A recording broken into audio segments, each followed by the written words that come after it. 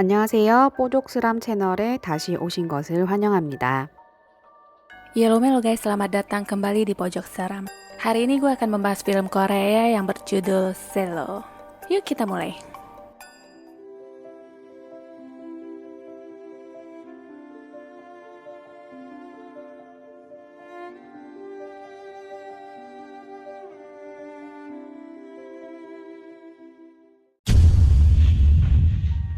Seorang wanita yang bernama Mizu yang juga seorang instruktur selo menemui temannya yang pada saat itu juga dia diberikan brosur yang sekaligus undangan konser.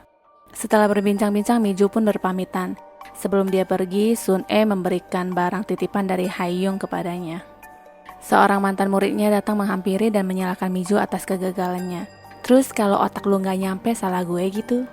Mizu pun merasa tidak perlu berdebat dengan bocah tengil ini.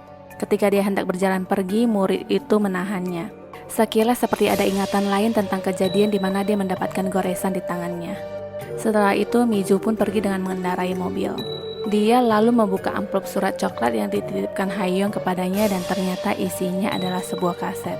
Dia pun lalu memutar kaset tersebut dan sebuah alunan permainan selo pun melantun. Entah maksudnya bagus atau tidak permainan selo itu, sampai membuat Mizu memperlihatkan ekspresi seperti sedang menahan sakit perut. Coba kita zoom lagi ekspresi mukanya. Asli nahan mencret. Anehnya lagi, bekas lukanya pun terlihat bergerak seakan merespon alunan lagu tersebut.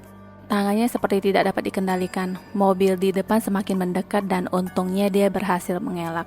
Sesampainya di rumah, dia mendapatkan pesan singkat di ponselnya yang menanyakan, "Apakah kamu senang? Saya harap begitu." Sebelum sampai di rumah, samar-samar Mizu mendengar suara yang memanggil sayang dan ibu berkali-kali. Dia pun masuk dan memanggil nama-nama orang rumah tetapi tidak menemukan siapapun di sana. Dia kembali merasa terganggu dengan suara yang dihasilkan dari sebuah benda pajangan. Lampu pun tiba-tiba padam. Sebuah pintu di pojokan itu terbuka. Mizu berjalan ke sana dan menemukan anaknya Yunjin sedang duduk sendirian di kursi. Dan ternyata itu cuma surprise buat Mizu yang berulang tahun pada hari itu. Mizu diberikan hadiah oleh Kyungran dan suaminya. Sewaktu Mizu mandi bersama anaknya Yunjin, tiba-tiba di bathtub seperti ada darah. Mizu membawa anaknya ke dokter. Setelah diperiksa, dokter berasumsi bahwa Yunjin mengalami kedewasaan yang lebih cepat dibandingkan anak-anak lainnya. Tapi masih dalam kategori normal walaupun dia mengalami gejala cacat perkembangan. Terlalu dini dalam beberapa hal. Reaksi mereka terhadap perubahan fisik, tetapi jika peran ibunya bisa mendukung maka semua akan baik-baik saja. Dalam ruangan itu, Yunjin terlihat hanya bengong melihat ke arah jam dinding. Dokter juga menanyakan kabar sang ibu yang terlihat akhir-akhir ini membawa pulang obat-obatan penenang dalam jumlah yang sangat banyak. Dokter selalu meyakinkan Mizu bahwa obat-obatan yang dikonsumsinya itu tidak mempengaruhi Yunjin ketika dia sedang mengandungnya dulu. Dalam perjalanan pulang, Yunjin tampak menatap sebuah selo yang terpajang di sebuah toko dan dia pun mendapatkan selo itu. Di tempat lain, seorang perempuan muda dipersilakan masuk oleh Kyungran. Rencananya perempuan yang tampak misterius ini akan bekerja di rumah Mizu sebagai asisten rumah tangga. Sekembalinya Mizu dan anaknya, anjing rumah bersikap aneh dengan menggonggong ke arah belakang mereka dan terdiam dengan lirikan Yunjin. Di dalam rumah, Mizu diberitahu oleh Kyungran tentang keberadaan asisten rumah tangga baru itu. Anjing di luar pun terus menggonggong tidak seperti biasanya. Malamnya Mizu meminta kepada Junki suaminya untuk memberhentikan pembantu baru itu karena merasa dia terlihat tertekan. Sebelumnya pembantu itu telah berkali-kali melakukan percobaan bunuh diri karena keluarganya meninggal dalam kecelakaan tahun lalu. Dia menjadi bisu dan tak dapat berbicara sedikit pun akibat mencoba meminum zat asam. Mendengar itu akhirnya Mizu merasa iba dan mengurungkan niatnya. Dalam tidurnya, Mizu terbangun dengan sesuatu yang keluar dari selimut. Selimut itu pun seperti ditarik perlahan ke bawah, lalu ditahan dan ditarik kembali oleh Mizu. Dari bawah selimut itu seperti ada yang bergerak dan memperlihatkan wajah seseorang, dan kali ini dia benar-benar terbangun dari mimpinya. Sekilas terdengar suara suaminya yang memanggil namanya dan menyuruhnya untuk membuka mata. Tapi kenyataannya suaminya tertidur lelap. Keesokan harinya, anjing rumah ditemukan sudah mati setelah menggonggong dan bertingkah aneh semalaman. Mizu pun menyuruh pembantunya yang tiba-tiba sudah berdiri di belakangnya untuk membereskan bangkai anjing tersebut. Suara permainan selo terdengar dari kamar Yunjin. Yunhee, sang adik pun menghampiri kamar kakaknya dan meminta untuk mencoba memainkan selo itu. Yunjin tidak memperbolehkan dan menggigit tangan adiknya tanpa berkata sepatah kata pun. "Dasar pelit, makan tuh selo." Junhee pun pergi ke kamar Kyungran dan mendapati kamarnya sudah dalam keadaan berantakan, juga penampakan Kyungran yang awut-awutan. Semua tampak aneh hari itu. Junhee pun mundur perlahan dan menghubungi ibunya. Minju segera pulang ke rumah. Kyungran mengunci diri di kamar dan meraung-raung menangis di dalam. Junki datang dan mencoba menenangkan Kyungran, tapi ternyata itu tidak berhasil. Dia semakin mengamuk di dalam dan mengatakan semua sudah berakhir. Putus cinta kali ya. Mereka pun akhirnya meninggalkannya dengan asumsi dia akan baik-baik saja besok. Miju lalu menemani Yunjin yang sedang tertidur pulas dan terkejut ketika dia membuka mata disertai suara seperti Junki yang sedang memanggil namanya, juga suara anak-anaknya yang memanggilnya ibu. Di kamar, Kyungran semakin tidak stabil. Dia terus menghubungi pacarnya Hyunwoo tetapi selalu tersambung ke voicemail. Dia pun berdandan seperti orang gila dan tertawa juga menangis. Telepon tiba-tiba berbunyi tetapi tidak ada yang berbicara di baliknya. Kyungran terus berharap itu adalah Hyunwoo dan telepon itu terputus. Lebih anehnya lagi, telepon kembali berdering sedangkan kabelnya tidak tersambung. Ada sesuatu di dalam bingkai foto mereka. Seorang gadis tiba-tiba muncul dari dalam bingkai foto itu dan Kyungran pun terlempar keluar menembus jendela kaca. Mendengar itu, Junki dan Miju lalu menghampiri kamar Kyungran dan mendapati jendela yang sudah bolong.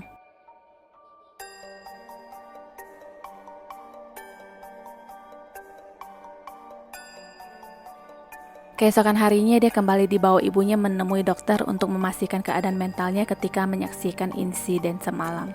Dokter menyarankan agar Miju lebih berhati-hati dengan keadaan emosional anaknya agar tidak terbawa kembali ke situasi masa lalu. Stres yang terpendam juga terlihat secara lahiriah. Di tempat lain, Junki mendapatkan telepon dari jaksa Kim yang mengabarkan bahwa tidak ada catatan panggilan telepon dari Hyunwoo di malam kematian Kyungran dan mereka pun perlu untuk memeriksa lebih rinci barang-barang yang berada di kamarnya. Junki merasa seperti mencurigai sesuatu dan mematikan ponselnya. Tepat pukul 12 malam, Junki tampak memasuki kamarnya dan menemukan keanehan di mana di album foto Miju terlihat beberapa lembar foto yang wajahnya seakan sengaja digunting. Sebuah kaset ditemukan secara tidak sengaja oleh pembantu rumah tangga misterius itu. Kaset yang tadinya tidak tertulis apapun tiba-tiba terukir dengan sendirinya. Di kantor, Miju kembali diteror oleh seseorang yang meletakkan bangkai burung di lokernya. Dia pun sudah pada puncaknya, kesabarannya sudah habis. Minju menghampiri Hyun, murid yang tempo hari bermasalah dengannya, dan langsung mendaratkan tamparan ke mukanya serta melemparkan bangkai burung tersebut. Di rumah, Yunjin masih tampak sibuk dengan mainan barunya. Pembantu itu lalu menyerahkan kaset yang dia temukan itu kepada Yunjin. Kembali ke Miju, mereka berakhir di kantor polisi. Miju dimintai untuk keluar di mana Pak Pol ingin berbicara secara pribadi dengannya. Miju melaporkan teror yang dia dapatkan melalui pesan singkat di mana dia sangat yakin bahwa mahasiswi itulah pelakunya. Tetapi fakta berkata lain. Menurut pelacakan dari kepolisian, tidak ada jejak nomor lain yang menghubungi atau mengirimkan pesan singkat. Miju kekeh dia mendapatkan pesan ancaman tetapi tidak dapat memperlihatkannya karena dia sudah menghapus pesan tersebut. Tanpa adanya bukti konkret, sudah pasti kasus ini tidak bisa dilanjutkan. Ketika dia mengendarai kendaraan, kaca mobil depannya pecah seakan terkena lemparan sesuatu, sedangkan keadaan di jalan tampak sepi. Lebih anehnya lagi, retakan kaca itu melebar dan serpihan itu bergerak dengan slow motion, ditambah seseorang yang tiba-tiba jatuh di atas kap mobil. Ternyata itu semua hanyalah halusinasi Bu Miju. Sesampainya di rumah, kembali Miju meradang mendapati Yunjin yang sedang latihan selo dengan memutarkan rekaman kaset terkutuk itu. Dia pun menanyai dari mana Yunji mendapatkan kaset itu. Anak itu hanya terdiam ketika ditanyai. Miju lalu menghancurkan kaset tersebut dan kali ini Yunji bereaksi dengan berteriak. Junki pun datang. Ada apa nih? Gak ada apa-apa, kepo. Miju pun berjalan pergi. Junki memungut kaset itu dan menanyakan langsung kepada Miju siapa itu Kim Taeyeon. Junki mencecar dengan berbagai pertanyaan. Kenapa di album tahunan ada fotonya yang terpotong? Apa dia satu kelas denganmu? Apa yang sebenarnya terjadi di antara kalian? Kenapa kamu memarahi Yunjin? Lagu yang di kaset itu adalah lagu yang dimainkan bersama antara kau dan Taeyeon kan? Minju masih tidak mau mengakui itu semua. Junki lalu mengeluarkan kaset itu yang bertuliskan namanya juga. Semakin dicecer, Miju semakin terpojok dan dia mengatakan bahwa bukan dialah yang membunuh Taeyeon. Miju berkata, kau tahu kan bahwa aku berhenti memainkan selo karena hal itu, sambil melihat bekas luka di tangannya. Diceritakan kembali, pada malam di hari rekaman selo untuk wisuda mereka, Miju dan Taeyeon memainkan selo itu berbarengan, tetapi hasilnya Miju dianggap lebih unggul dan mereka memutuskan untuk memilih Miju sedangkan Taeyeon hanya dijadikan cadangan. Lalu mereka berdua pulang dengan mengendarai kendaraan setelah rekaman itu. Dan pada saat itu jugalah Taeyeon menceritakan semua apa yang selama ini dia simpan. Taeyeon mengatakan jika salah satu dari mereka tidak memainkan selo, maka mereka akan menjadi teman baik. Dia juga mengatakan bahwa dia membenci dirinya sendiri karena menjadi bayangan Miju sepanjang waktu. Maka dari itu dia berharap Miju akan menghilang begitu saja. Taeyeon sengaja menabrakkan mobil mereka ke arah bus yang sedang melaju dengan tujuan untuk mengirim Miju ke neraka. Setidaknya itulah yang diceritakan Miju kepada suaminya. Keesokan harinya, Miju menghadiri konser seseorang yang bernama Kim Ha-young. Di sana dia bertemu dengan temannya. Ketika selo mulai dimainkan, di rumahnya juga terdengar ada suara permainan selo yang datang dari kamar Yoonjin. Miju memperlihatkan ekspresi wajah yang seperti memendam sesuatu, sedangkan di tempat lain, Hyunhee menghampiri kamar kakaknya. Kembali ke ruang konser, Miju tiba-tiba duduk hanya sendirian di sana. Lampu pun dipadamkan. Dalam hitungan kelima, orang yang sedang memainkan selo itu berubah menjadi Taeyeon dan sontak mengejutkan Miju. Lagi-lagi itu hanyalah hayalan si ibu Miju.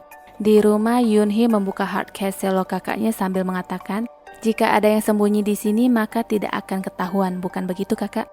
Lah, kemana selo yang tadi dipegang Yoonjin? Di tempat lain, Miju yang masih keluar dari gedung konser itu merasa ada yang memanggil namanya dan suara yang memanggilnya ibu. Ketika Yoonhee membuka kembali hardcase itu, selo itu sudah ada di dalamnya. Dia pun segera ingin kabur dari kamar tersebut, tapi pintu tiba-tiba tidak dapat dibuka. Kamar itu dipenuhi kabut hitam dan tiba-tiba Yoonhee sedang tergantung di balkon lantai 2 rumah itu, sedangkan Yoonjin hanya menatap adiknya tanpa berbuat apa-apa. Sesampainya di rumah, Miju terkejut melihat anaknya yang tergantung di balkon. Yoonjin terlihat melepas satu persatu jari Yoonhee dan menghitung persis sewaktu halusinasi Miju di gedung konser tadi. Yoonhee akhirnya terjatuh ke bawah. Miju begitu syok melihat kondisi anaknya yang sudah tidak sadarkan diri saat itu dan dia pun hanya bisa menangis. Insiden itu juga disaksikan oleh pembantu aneh mereka tanpa ekspresi. Entah apa yang direncanakan Miju saat itu.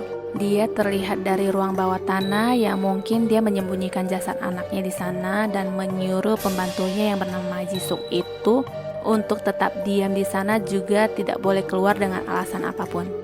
Hujan semakin deras. Junki kembali ke rumah sambil melihat surat-surat yang dikirim ke rumahnya.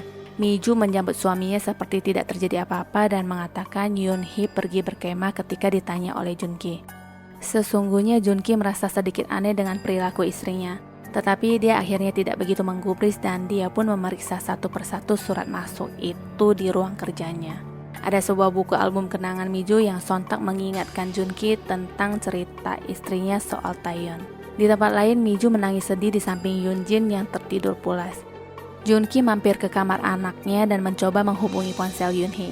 HP-nya berbunyi di suatu tempat. Lampu tiba-tiba padam dan Junki mencoba menghubungi ponselnya kembali dan mencoba mencari tahu arah bunyi ponsel anaknya yang ternyata datang dari ruang bawah tanah. Di sisi lain, dia mengingat bahwa barusan istrinya mengatakan dia sudah menghubungi dan memastikan anak mereka baik-baik saja. Junki pun langsung turun ke ruang bawah tanah itu dan menemukan jasad Yoonhee yang tergeletak di sana. Miju yang sudah di belakangnya menyuruhnya untuk tenang dan mengatakan bahwa ini hanyalah kecelakaan.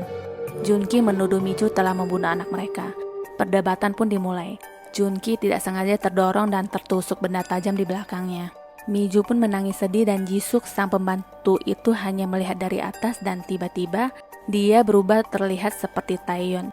Diceritakan kembali, dulu mereka adalah sahabat yang tidak terpisahkan. Jadi kisahnya itu terbalik dengan apa yang Miju ceritakan kepada suaminya. Kenyataan Taeyeonlah yang selalu unggul. Karena rasa iri itulah Miju sengaja menabrakkan mobil yang dia kendarai bersama Taeyeon dan menyebabkan Taeyeon tergantung di mobil di tepi jurang. Taeyeon memohon kepada Miju untuk menolongnya.